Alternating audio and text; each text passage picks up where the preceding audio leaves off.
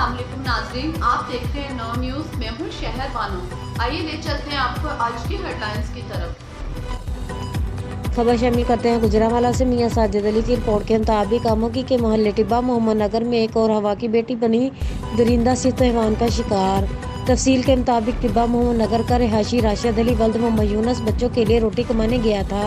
दिन 1:30 पर बच्ची की मां बाजार से सौदा सलफ लेने गई। बच्ची स्कूल से घर आई तो हैवान शख्स अली शहजाद वल्द मोहम्मद शाहद ने घर में 9 साल बच्ची को अकेली देख काबू किया और इसके साथ जबरदस्ती ज्यादती कर डाली।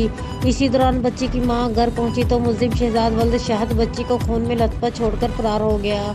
4 मई को होने वाली ज्यादती का मुजरिम अभी तक ना पकड़ा जा सका। मेडिकल के लिए हॉस्पिटल गए तो डॉक्टरों ने बगैर FIR मेडिकल करने से इनकार कर दिया।